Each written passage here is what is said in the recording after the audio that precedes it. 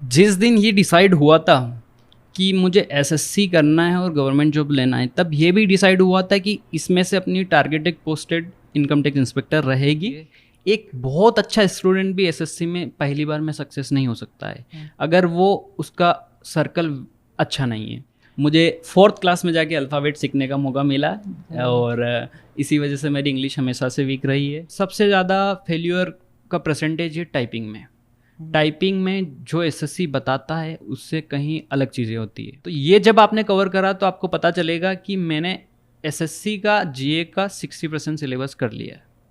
और यहीं से आपका मार्क्स आएगा, बाकी अदर जो पढ़ोगे उसमें से उतना आउटपुट नहीं आएगा। 8 घंटे की पढ़ाई करनी चाहिए, 8 घंटे की रेस्ट प्रॉपर लेनी चाहिए और 8 घंटे की अदर एक्टिविटीज़ होनी चाहिए। कोचिंग क्लासेस को तो मैंने ओनली 3 मंथ ही ज्वाइन करी, बाकी मैंने यूट्यूब और ऑनलाइन एजुकेशन जो भी है उसको यूज़ करके मैंने यहाँ तक आया हूँ। आज अपन खाना बाहर जाके खाएंगे और इसी खुशी में खाएंगे कि मुझे क्लियर हुआ है कि भाई मेरे से एसएससी नहीं होगी और मैं एसएससी ऑलमोस्ट छोड़ने वाला था। हेलो नमस्कार, स्वागत है आप सभी का एक बार फिर से मोटिवेशन फैक्ट्री के शानदार प्लेटफॉर्म पर।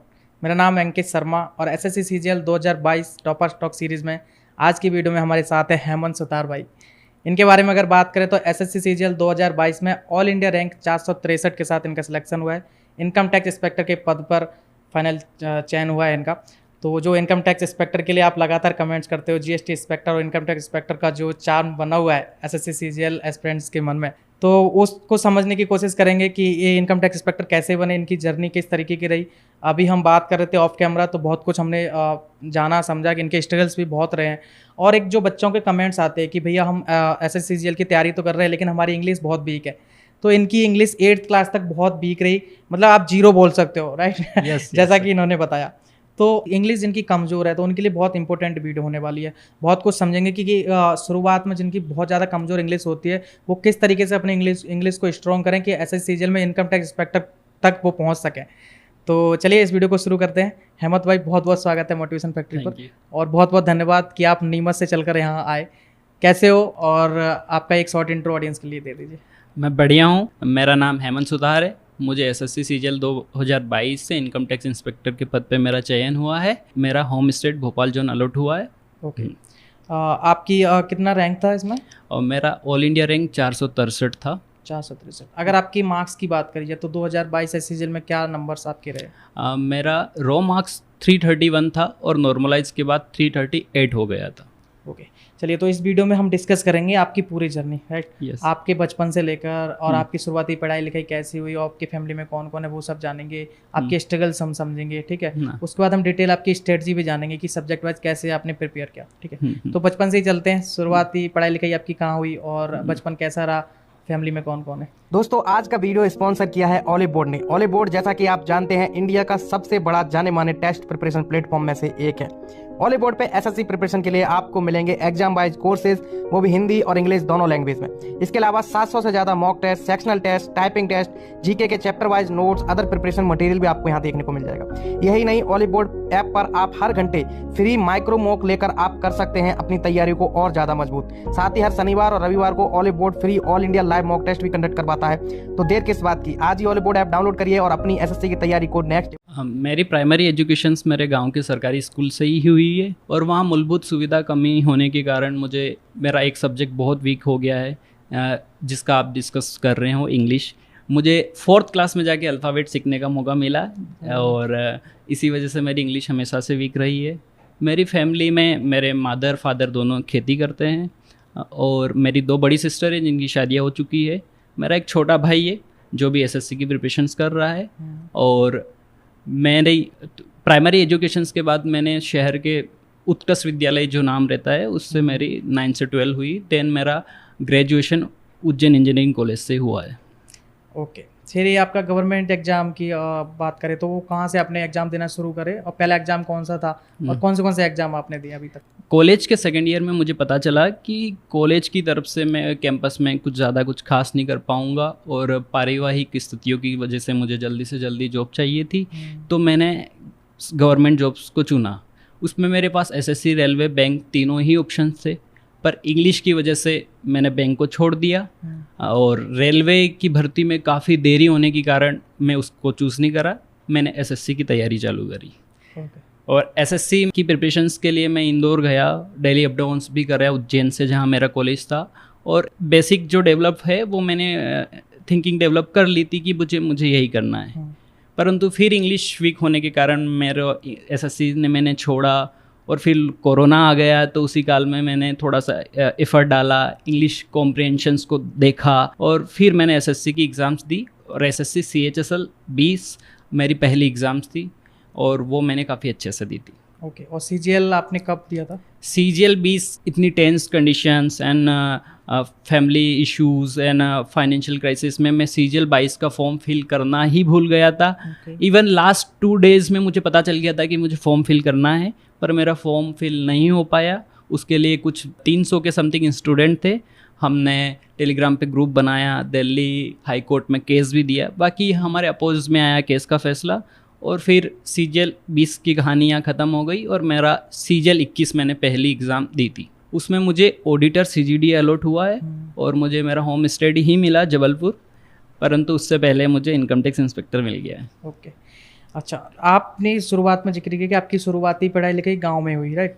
आपको इंग्लिश भी बहुत बाद में इंट्रोड्यूस हुई आपके जीवन में। इंग्लिश अल्फ़ाबेट ही आपने सीखे 4th क्लास में आके। तो आप ये बताओ, एक बच्चा जो गांव से पढ़ाई लिखाई कर रहा है, उसको एक गवर्नमेंट एग्जाम की क्लियरिटी मतलब कैसे मिली, और एक गाइडेंस, शुरुआती जो गाइडेंस होता है ना, वो किसने दिया आपको? आपकी फैमिली में कोई ऐसा है जो गवर्नमेंट जॉब कर रहा है? ये शुरुआती गाइडेंस कहाँ से मिला आपको? नहीं, मेरा फैमिली बैकग्राउंड और मेरा गांव बहुत पिछड़े बोल सकता हूँ मैं वहाँ IIT के लिए कोटा गया प्रिपरेशंस के लिए, तो मैं जब उनको IIT बोलता था तो वो ITI समझते थे, इंडस्ट्रियल ट्रेनिंग इंस्टीट्यूट। तो मुझे उसके थ्रू CS ब्रांच भी मिली, GSITS जो MP का नंबर 1 कॉलेज है, परंतु इंफॉर्मेशंस की कमी की वजह से और मिस इन्फॉर्मेशन के चक्कर में मैंने उसको भी छोड़ा, नहीं तो शायद आज मैं गवर्नमेंट सेक्टर में आ ही नहीं पाता। तो फैमिली बैकग्राउंड्स और गांव जो मेरा विलेज है वहाँ से तो मुझे ज़्यादा सपोर्ट नहीं मिला, पर कॉलेज में जब मैंने एडमिशन्स लिया और कुछ लोगों के मैं कॉन्टेक्ट्स में रहा, तब मुझे ऐसा लगा कि गवर्नमेंट जॉब एक सेक्टर है जहाँ से रोजगार प्राप्त किया जा सकता है। ओके, अभी तो आप इनकम टैक्स इंस्पेक्टर बन गए, है ना? हाँ। और आपके जो स्ट्रगल्स थे वो सब थे, उनका फल आपको अब मिल गया, एक गवर्नमेंट इतनी शानदार जॉब लेकर। लेकिन आपकी कुछ अगर स्ट्रगल्स आप गिनाना चाहो, बताना चाहो, उससे क्या होगा कि बहुत सारे एस्पिरेंट्स जो होंगे वो कॉमन स्ट्रगल्स कर रहे होंगे अपनी लाइफ में, है ना? कुछ चीज़ें ऐसी होंगी वो भी इन चीज़ों को फेस कर रहे होंगे, तो ज़रूर उनको मोटिवेशन मिलेगा और उनको पता चलेगा कैसे हमको ये टैकल करना है। तो क्या आपके ऐसे कुछ स्ट्रगल रहे? हाँ, स्ट्रगल्स में मैथमेटिक्स स्टार्ट से अच्छी थी, तो मैथमेटिक्स में कोई इशू आया नहीं। इंग्लिश में बहुत ज़्यादा इशू आया, रीजनिंग नॉर्मल सी था। तो मेरा स्ट्रगल पूरा इंग्लिश बेस्ड ही है। मैंने जब मेरा पहली एग्ज़ाम्स दी CHSL, जो मैंने बहुत सीरियस वे में दी, बहुत अच्छी पढ़ाई करी थी, तो मेरा स्कोर इतना कम आया कि मैं आंसर की जिस दिन आई मैं उस दिन ऑलमोस्ट रोया। मेरे रूममेट्स को लेके गया कि आज खाना नहीं बनाएंगे, नीमच में हम रहते थे, कि भाई मैं खाना बनाने जैसी कंडीशंस में नहीं हूँ, आज अपन खाना बाहर जाके खाएंगे, और इसी खुशी में खाएंगे कि मुझे क्लियर हुआ है कि भाई मेरे से SSC नहीं होगी। और मैं SSC ऑलमोस्ट छोड़ने वाला था, परंतु नेक्स्ट डे RB सुबन जो चैनल है उनका वीडियो आया कि भाई CHSL 20 की हार्डेस्ट शिफ्ट वो मेरी शिफ्ट थी, और वहाँ से मुझे ऑलमोस्ट 35 मार्क्स का इंक्रीज़ मिला। तो मुझे एक लगा कि नहीं, मैं गलत डायरेक्शन में जा रहा था, तो वहाँ मैं बहुत टेंस था। उसके बाद कुछ समय बाद फैमिली में फाइनेंशियली इशू के कारण मैंने कोचिंग क्लासेस भी पढ़ाना चालू करी। तो ऐसा था कि सुबह उठ के पहले 3 घंटे क्लासेस पढ़ा रहे हैं, फिर खाना बनाया जा रहा है, और फिर अपने लिए समय निकाल के जैसे तैसे रात को 10-11 बजे तक पढ़ाई करी जा रही है। तो वो एक ऐसा समय था कि मुझे ऐसा लगा कि मैं कर पाऊँगा नहीं कर पाऊँगा, मैं क्या कर रहा हूँ, परंतु मैंने कोशिश करी की और अंततः हो ही गया। ओके, कितने साल का ये सफ़र है, कितने ईयर लग गए आपको गवर्नमेंट जॉब में? गवर्नमेंट मैंने 2018 से प्रिपरेशन चालू करी थी, और इस दौरान मैंने SSC, बैंक, रेलवे तीनों की तैयारी करी।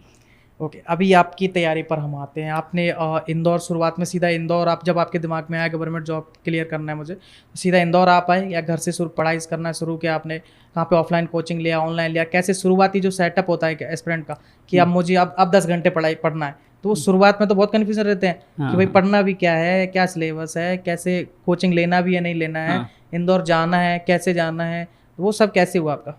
हाँ, मैं इंजीनियरिंग में जब था तो सेकेंड ईयर के स्टार्टिंग में ही पास में एक पीएससी की क्लास चलती थी, तो मुझे पता था कि जनरल अवेयरनेस एक सब्जेक्ट सारी एग्जाम में रहने वाला है, तो हम उसको ज्वाइन कर लिया था। ओनली पीछे बैठते थे, नोट्स नहीं बनाते थे, पर वहाँ की खासियत ये थी कि पीएससी लेवल का पढ़ाया जा रहा है, तो एक सब्जेक्ट 2.5 महीने चल रहा है, तो साल में 4 ही सब्जेक्ट हो रहे हैं। तो चाहे मैं वहाँ नोट्स बनाऊँ, कुछ नहीं करूँ, पर मेरा जीए मेरे दिमाग में सेटअप हो चुका था कि पॉलिटी ये है, जियोग्राफी ये है और ऐसा। तो मेरा जीए ये कोचिंग से पहले का मेरा फेस है। उसके बाद जब मैंने कोचिंग ज्वाइन करी इंदौर में, तो वहाँ से मुझे एसएससी का पूरा इंफ्रास्ट्रक्चर पता चल गया था कि इस तरह मुझे पढ़ना है। मेरा जीए ठीक ठाक हो चुका था, रीजनिंग बहुत इजीली हो गई थी। मैथमेटिक्स में मुझे एक बहुत अच्छे टीचर्स मिले थे, उन्होंने मुझे अर्थमेटिक बहुत अच्छे से सिखा दी। तो फिर बात इंग्लिश पे ही आई, तो धीरे धीरे मैंने कॉम्प्रिहेंशन पे ध्यान दिया। स्पेलिंग मिस्टेक्स में मैं बहुत ज़्यादा परेशान होता था, तो उसके लिए किसी ने सजेस्ट करा था कि भाई आप जितनी ज़्यादा कॉम्प्रिहेंशन रीडिंग करोगे उतनी फ़ायदा रहेगा। तो टेस्ट देता था, जो भी वीकनेस आती थी उसको पकड़ के मैंने उस पर वर्क करा और अंततः बन गई चीज़ें। ओके।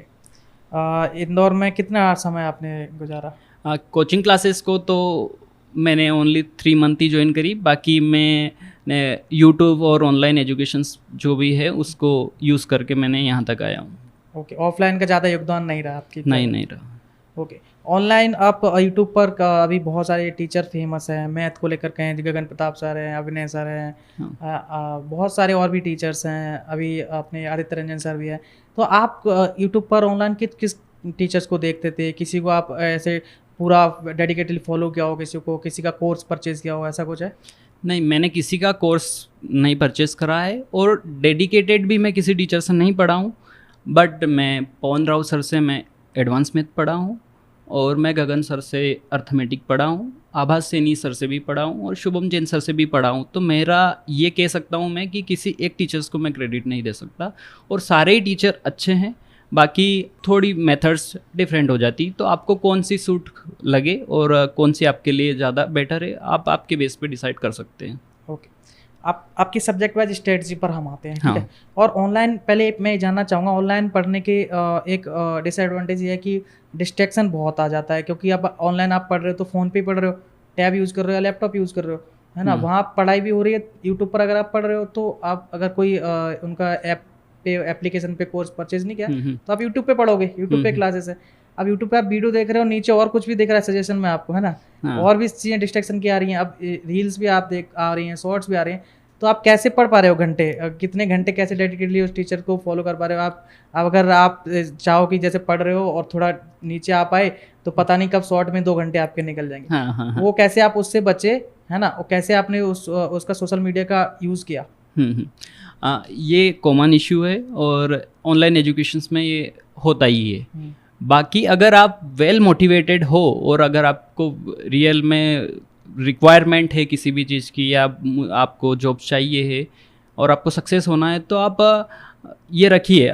अपना मन चंचल सा है तो इसको बहला फुसला के रखना पड़ता है कि नहीं, तू 2 घंटे पढ़ाई कर ले, फिर अगर आधा घंटा अगर रील्स से कुछ देखना है तो वो भी देख लीजिए, उससे आपका दिमाग फ्रेश भी रहेगा। और मैं यही सजेशन करूँगा कि पढ़ाई टुकड़ों में करनी चाहिए, ना कि एक साथ करनी चाहिए। ओके। आपका टाइम टेबल क्या रहता था जब आप बिल्कुल सीरियस पढ़ रहे थे 2022 के लिए कि भाई इस बार तो मुझे फोड़ना है ना? हाँ। कितने घंटे पढ़ते थे, क्या पूरा रूटीन आपका टाइम टेबल क्या होता था? मेरी प्रिपरेशन की बेस्ट चीज़ ये है कि ये कह सकता हूँ मैं कि वो चीज़ जो आपको याद रखने की ज़रूरत है एसएससी प्रिपरेशन में, जैसे इंग्लिश की वोकैब हो गई है, जीएस हो गया है, जियोग्राफी, हिस्ट्री, पॉलिटी, वो जो चीज़ें जो भी याद रखने की है वो आप सुबह करिए, क्योंकि आपकी जब नींद कंप्लीट होकर आप उठोगे आपका दिमाग फ्रेश रहेगा और इन्वायरमेंटल में भी ऑक्सीजन लेवल अच्छा रहता है, तो वो ज़्यादा अच्छे से आपको याद होती है। तो ये 2 सब्जेक्ट आप सुबह अगर आपने 2-2 हॉवर्स भी दे दिए इनको, तो फिर दिन में आप भले ही कितनी देर पढ़िए, कंटिन्यूसली मैथमेटिक्स के क्वेश्चंस लगाइए, रीजनिंग प्रैक्टिस करिए, कोई इशू नहीं है। बाकी ओवरऑल 8 घंटे की पढ़ाई करनी चाहिए, 8 घंटे की रेस्ट प्रॉपर लेनी चाहिए और 8 घंटे की अदर एक्टिविटीज़ होनी चाहिए। अदर एक्टिविटीज़ में क्या क्या आता था आपका? अदर एक्टिविटीज़ में अगर आपकी प्रिपरेशन स्टार्ट है कि भाई जस्ट स्टार्ट करा है, तो आप स्पोर्ट्स में जाइए, कुछ खेलिए, आप घर में भी टाइम स्पेंड करिए। उससे ये होगा कि आपको प्रिपरेशन बोझ नहीं लगेगी। पर जब आपकी एग्ज़ाम बिल्कुल नज़दीक है तो आप एक्टिविटीज़ को 8 से 4 पे कर दीजिए। ओके। 18 में आपने तैयारी शुरू करी, 18, 19, 20, 21, 22, 23 अभी आप ज्वाइन करोगे।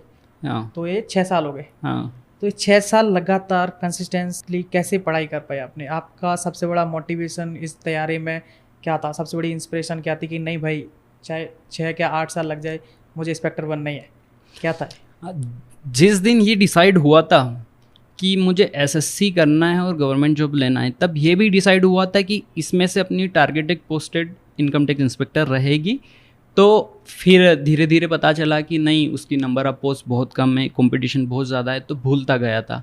पर मेरे मेंबर्स, मेरे फ्रेंड्स वगैरह उन सब ने मुझे वो याद दिलाया और वो हमेशा याद रखा कि भाई नहीं, आपको यहाँ तक जाना है। तो मुझे भी लगा कि नहीं, अभी एफर्ट्स बाकी है।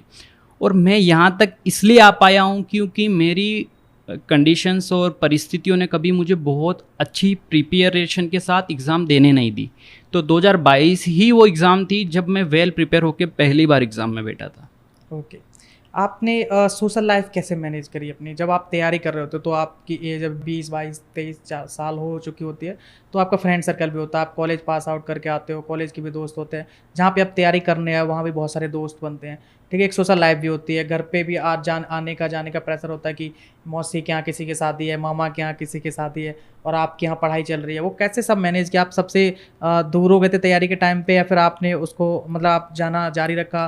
फेस्टिवल्स पे घर जाना पड़ता है ना, फेस्टिवल पे समय देना पड़ता है, ये सब कैसे मैनेज किया आपने? मेरी सोशल लाइफ बहुत कॉम्प्लेक्स होने की वजह से ही शायद मेरा टाइम जो सक्सेस में लगा वो बढ़ गया है। एक्चुअली हमारे एरिया में थोड़ा सा अर्ली इंगेजमेंट का रूल्स भी है, तो मेरी इंगेजमेंट 2018 में ही हो गई थी। तो मेरे पास एक उधर से भी रिस्पॉन्सिबिलिटी थी और फैमिली की रिस्पॉन्सिबिलिटी, छोटे भाई की रिस्पॉन्सिबिलिटी। तो मैं वेल सोशल इन्वायरमेंटल में रहा हूँ और मेरा बहुत ज़्यादा समय उसमें गया है। इसीलिए मैं सीजल 21 में थोड़ा ध्यान और सीजल 22 में बहुत अच्छे से ध्यान दे पाया हूँ। और वो भी तब जब मैं एम्प्लॉयड हो गया था तो मैं सारी चीज़ों को दूर कर रहा था। ओके। अभी आपकी स्ट्रेटजी पर हम आते हैं। हाँ। ठीक है।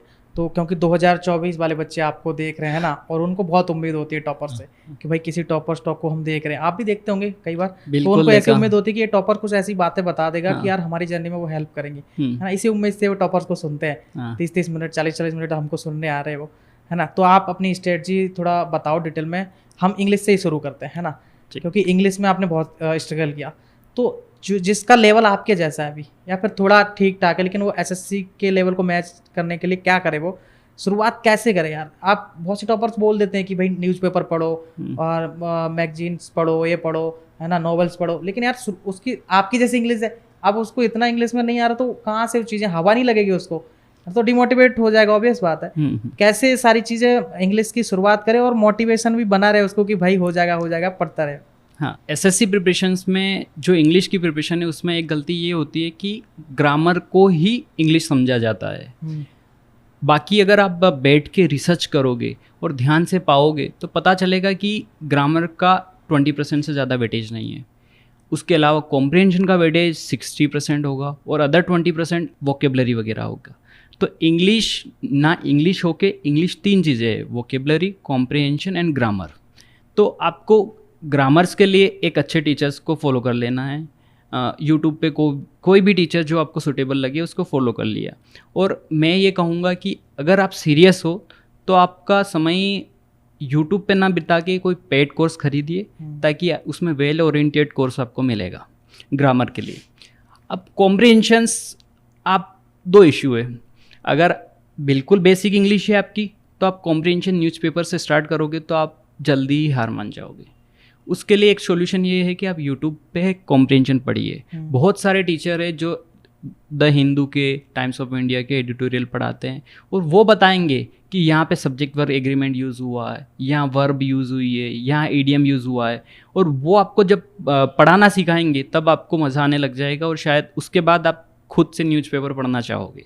ओके। वोकैब का क्या सॉल्यूशन है? वोकैब कैसे याद रखा जाए? इतने सारे वोकैब, समंदर है एक। हाँ, कैसे रखा है? हाँ, वोकैब इसीलिए मैंने बोला कि वोकैब ऑल टाइम सुबह अगर आप याद करो तो ज़्यादा अच्छा है, उसमें आपको ज़्यादा टाइम तक याद रहेगा। बाकी वोकैब याद करने का ऐसा है कि एसएससी में एक नीतू सिंह वॉल्यूम 1 करके बुक है, वो बहुत बेसिक है, उसका फाउंडेशन एसएससी फाउंडेशन वहीं से स्टार्ट होता है। तो उसकी वोकेबलरी अगर आपने कंप्लीट कर ली है तो देन आप ओनली लेटेस्ट वोकेबलरी के कांटेक्ट में रहिए कि 2020 में ये वोकेबलरी आई थी, 21 में ये और 22 में ये।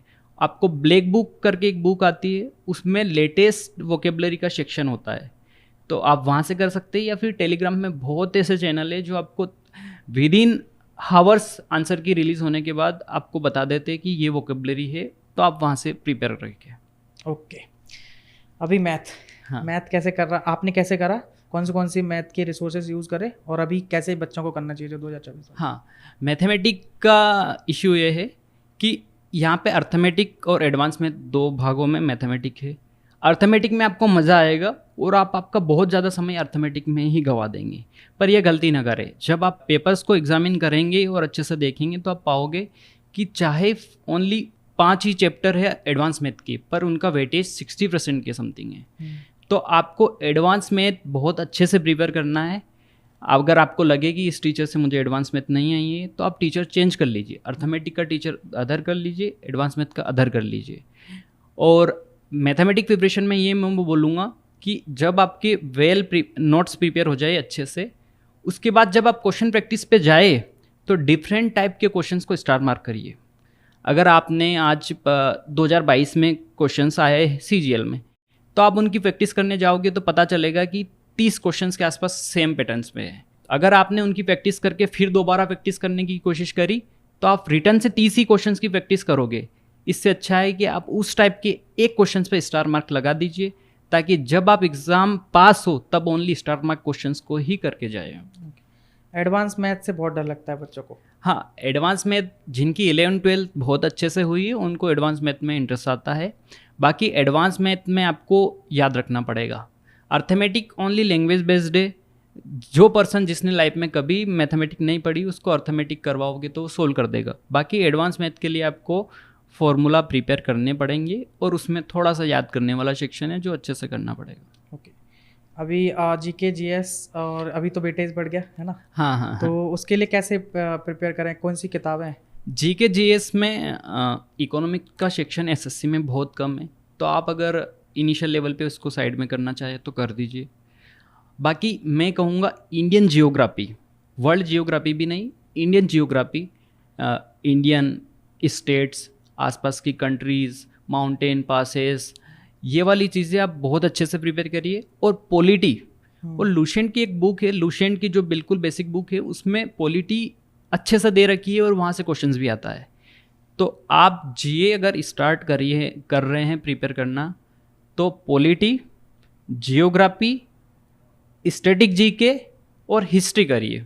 और हिस्ट्री में भी ये सजेशन दूंगा कि आप एंशिएंट हिस्ट्री छोड़ना चाहिए तो छोड़ सकते हैं, उसमें हड़प्पा कालीन सभ्यता 1-2 चीज़ें पढ़ लीजिए। उसके बाद आप 1210 से पढ़िए, दिल्ली सल्तनत, मुगल काल और गांधी युगीन।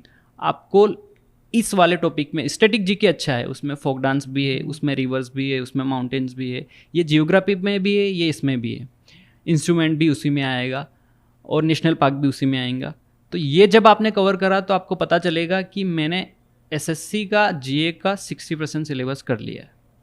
और यहीं से आपका मार्क्स आएगा, बाकी अदर जो पढ़ोगे उसमें से उतना आउटपुट नहीं आएगा। ठीक है, अभी क्या बच रहा है? रीजनिंग बच रही है और कंप्यूटर, है ना? हाँ, इसके लिए कैसे करा आपने? रीजनिंग के लिए आप टॉपिक नोट करिए, उसमें से बहुत बेसिक कुछ चैप्टर्स है, आप उनको इग्नोर मारिए। बाकी चैप्टर्स को चैप्टर वाइज यूट्यूब पे सर्च करिए, एक बार बेसिक अंडरस्टैंडिंग बनाइए और नोट्स डाउन कर लीजिए। अब जाइए आप क्वेश्चन प्रैक्टिस पे। जब आप क्वेश्चन प्रैक्टिस कर रहे हैं तो आपको ये चीज़ नोट करनी है कि मुझे कुछ अच्छा क्वेश्चंस मिला है तो मुझे फिर उसको नोट डाउन करना है, या तो आपके पर्सनल नोट्स में नोट डाउन करिए या स्टार मार्क करिए, ताकि जब आप एग्ज़ाम्स के नज़दीक रहोगे, समय कम रहेगा और डिफरेंट टाइप को आपको रिवीजन करके जाना पड़ेगा, तब वो स्टार मार्क क्वेश्चन आपकी बहुत हेल्प करेंगे। ओके, अभी इतने सारे सब्जेक्ट हो गए, राइट? अच्छा। अब इनको पढ़ने का क्या तरीका आपका रहता था? आप हर महीने, मतलब ऐसा था कि एक महीने में सिर्फ मैथ पढ़ूंगा, उसको अच्छा कर लूंगा, उसके बाद मैं रीजनिंग उठाऊंगा, GK GS, या फिर हर 7 दिन में ऐसा करते थे, या फिर डेली सारे सब्जेक्ट पढ़ते थे? क्या पढ़ने का तरीका था और रिवीजन कैसे करते थे?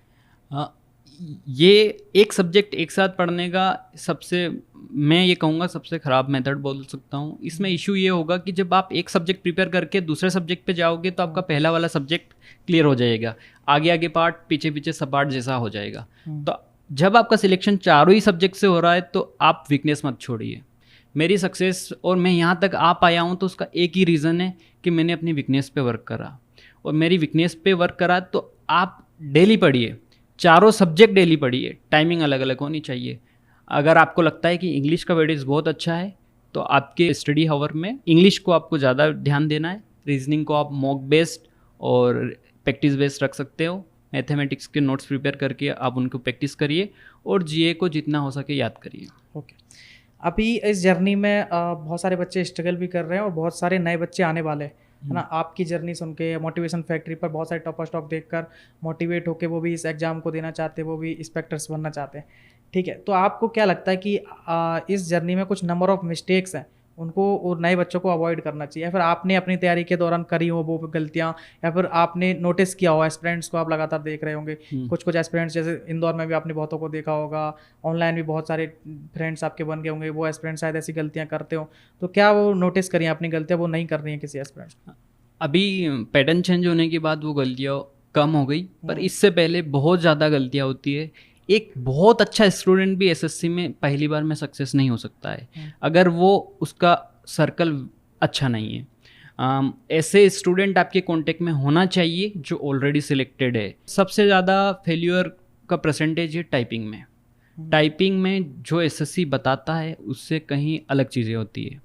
टाइपिंग में पैसेज और जो वर्ड लिमिट है वो तो वही रहेगी, पर इतना बड़े नंबर्स में स्टूडेंट है तो उतने अच्छे कीबोर्ड्स प्रोवाइड करवाना प्रैक्टिकल नहीं है। तो धूल जमी रहेगी, कभी हार्ड की होगी, कोई की काम नहीं कर रही होगी, और वहाँ जो इंटेंस प्रेशर बनेगा आवाज़ से उसमें आप नुकसान हो जाएगा और आप शायद कोलैप्स हो जाओगे। तो आपको ये कोशिश करना है कि टाइपिंग अगर 30 वर्ड स्पीड मांगी तो मेरी स्पीड 40 होनी चाहिए, और CHSL में अगर 35 मांगी है तो मेरी स्पीड घर पे 45 आ जानी चाहिए। एक ये इश्यू ये सबसे ज़्यादा है।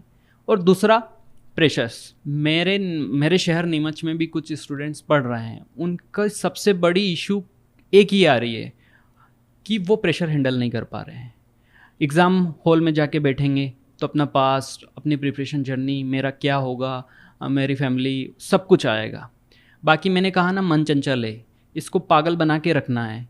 At the time exam hall में अगर आप बैठे हैं तो आप अदर चीज़ें सोचिए कि मैं यहाँ से फ्री होकर क्रिकेट खेलने जाऊँगा या ये करूँगा, और फिर एकदम से एग्ज़ाम चालू हो जाएगी। और कोशिश करिए कि आपकी एग्ज़ाम की स्टार्टिंग अच्छी हो। उस टाइम में आपने अपनी सांसें रोक ली और स्टार्टिंग अच्छी हो गई तो आपका अंत ऑब्वियसली अच्छा होगा। ओके। तो हेमंत भाई, अभी लगता है लगभग मैंने सारी चीज़ें डिस्कस कर ही ली हैं। तो लास्ट में अगर आपको ऐसा कुछ लगता हो कि भाई आपकी जर्नी से कुछ ऐसी चीज़ें छूट रही हैं, या फिर मैं कुछ पूछना भूल गया हूँ, आपको लगता है कि ये बातें तो एस्पिरेंट तक पहुँचनी चाहिए, ये बातें कन्वे करना बहुत इंपॉर्टेंट है, या फिर लास्ट में आपके जो नए एस्पिरेंट देख रहे हैं, हेमंत भाई से इंस्पिरेशन ले रहे हैं, मोटिवेशन ले रहे हैं कि भैया मुझे भी अब इनकम टैक्स इंस्पेक्टर बनना है, आपकी जर्नी से सब कुछ सीख रहे हैं, देख रहे हैं, तो उनके लिए क्या संदेश, क्या मैसेज, चाहे वो मोटिवेशनल पर्सपेक्टिव से हो, स्ट्रेटजी पर्सपेक्टिव से हो, आपके लास्ट में क्या शब्द रहेंगे कुछ? हाँ, मैं यही कहना चाहूँगा कि एसएससी का पहले तो आप सिलेबस कंप्लीट करने में आपको 6 to 8 मंथ लग जाएंगे। उसके बाद आप आपके वीक पॉइंट्स को जानोगे तो उस पर वर्क करोगे तो फिर 6 से 8 मंथ्स लग जाएंगे। फिर एग्ज़ाम प्रोसीजर, तो यहाँ टाइम तो लगेगा। और ये मान लीजिए कि 2 साल तो मिनिमम है कि भाई आपको सक्सेस में, अगर आपका पहले से फाउंडेशन और सब कुछ क्लियर है तो शायद आप जल्दी भी हो जाए। बाकी एक एवरेज स्टूडेंट को 2 साल का समय एसएससी में लेके चलना चाहिए, तो पेशेंस रखना पड़ेगा। और दूसरी चीज़ मोटिवेशंस में यही कहूँगा कि मॉक्स लगाइए, डिफरेंस प्लेटफॉर्म के मॉक्स लगाइए, अपने वीकनेस को पता करिए और उस पर काम करिए। और वो कहते हैं ना कि अगर आप शिद्दत से एसएससी को चाहोगे ना तो पूरी कायनात आपको इससे मिलाने में लग जाएगी।